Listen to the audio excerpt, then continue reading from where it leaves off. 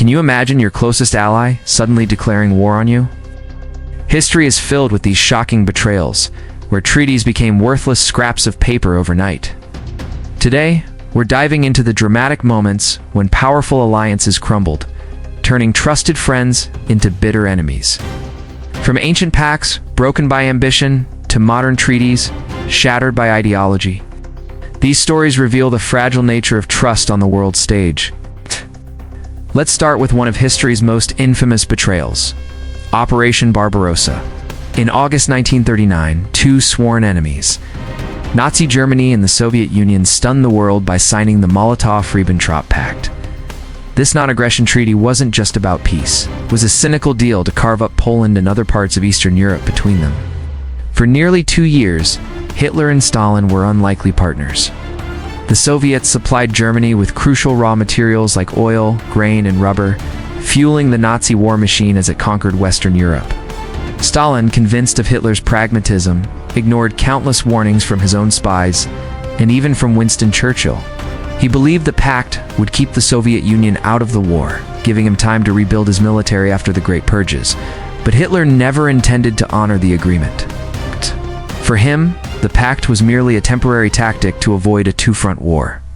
His ultimate goal, laid out in his book Mein Kampf, was the destruction of the Soviet Union and the conquest of its vast resources for German living space. While Soviet trains were still rolling into Germany with supplies, Hitler was finalizing his plans for the largest invasion in human history. On June 22, 1941, the betrayal was complete. Over 3 million German soldiers, along with allies from Finland, Romania, and Hungary, stormed across the Soviet border without a declaration of war. The surprise was devastating.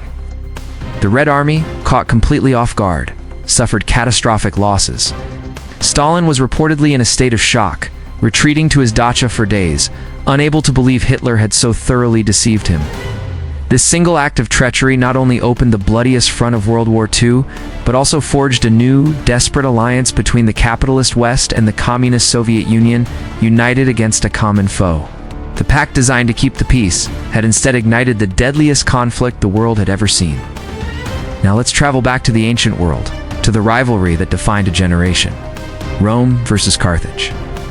After the First Punic War, a fragile peace existed between the two Mediterranean superpowers. Carthage, defeated and forced to pay a heavy indemnity, focused on expanding its influence in Spain under the brilliant leadership of the Barcid family, first Hamilcar and then his son-in-law, Hasdrubal the Fair. In 226 BC, Hasdrubal negotiated the Ebro Treaty with Rome. This agreement was crystal clear. Carthage would not expand its military operations north of the Ebro River in Spain. And in return, Rome would not interfere with Carthaginian conquests to the south. It was a line in the sand, meant to prevent future conflict. But treaties are only as strong as the ambitions of the men who sign them.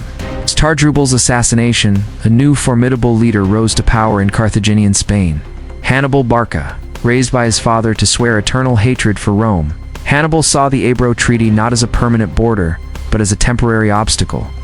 The flashpoint came with the city of Saguntum. It's located south of the Ebro. It was technically within Carthage's sphere of influence. However, Saguntum had shrewdly formed a separate alliance with Rome.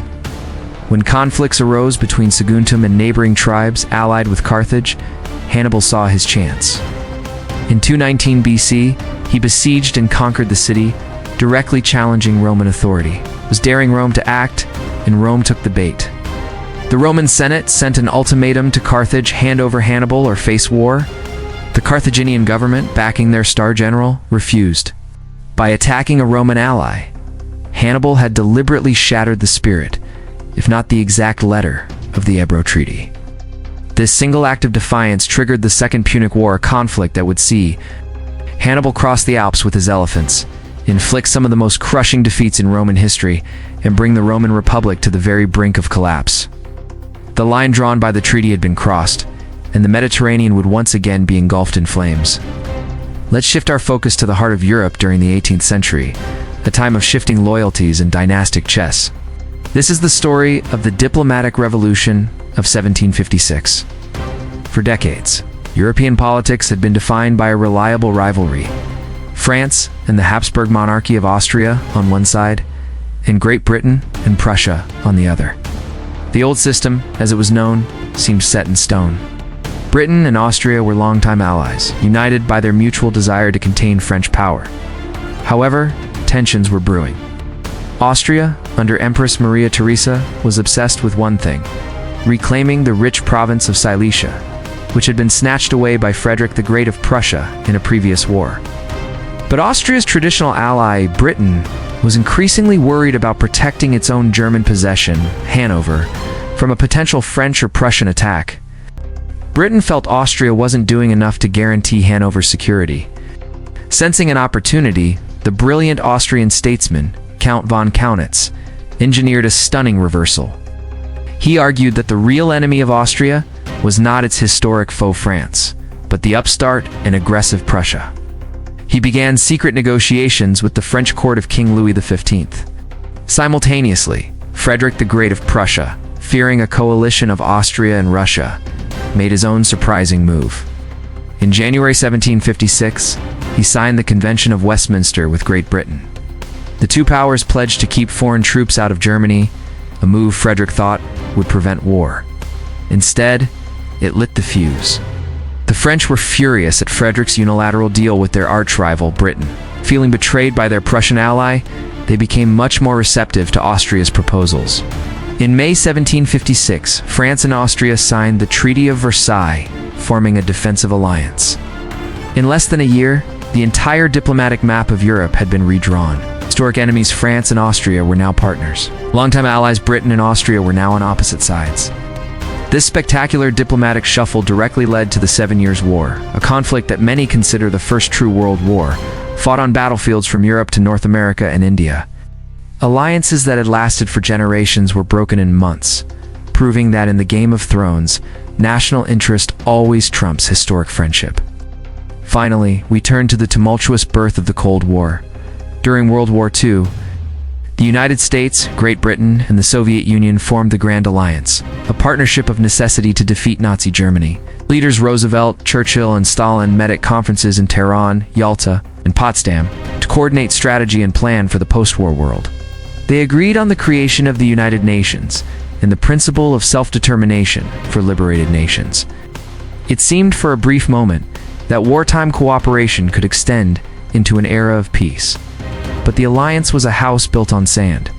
The only thing holding it together was a common enemy. Once Germany surrendered in May 1945, the deep ideological chasm between the capitalist West and the communist Soviet Union re-emerged with a vengeance. At the Yalta Conference, Stalin had pledged to allow free and unfettered elections in Poland and other Eastern European countries liberated by the Red Army. The Western Allies took him at his word. This promise was the first casualty of the post-war era. As the Red Army pushed the Nazis back, it systematically installed pro-communist puppet governments in Poland, Romania, Bulgaria, and Hungary. The promised free elections were either delayed indefinitely or were shams rigged to ensure communist victory. Instead of liberating Eastern Europe, Stalin was creating a buffer zone of satellite states, a so-called Iron Curtain that would divide the continent for the next 45 years. For leaders in the West, like President Truman, who succeeded Roosevelt, this was a profound betrayal. The principles of freedom and self-determination they believed they were fighting for were being trampled by their former ally, Winston Churchill, in his famous 1946 speech in Fulton, Missouri, declared that an Iron Curtain has descended across the continent. The trust that had been forged in the fires of war had evaporated. The Grand Alliance was dead.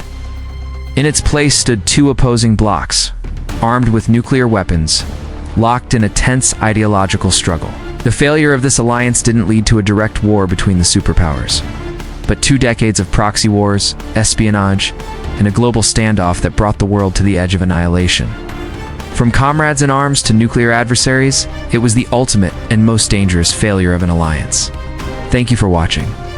These stories are a powerful reminder that in the grand sweep of history, alliances are often temporary, and today's friend can easily become tomorrow's foe. If you found this journey into the past fascinating, be sure to like, subscribe, and hit the notification bell for more deep dives into the moments that shaped our world.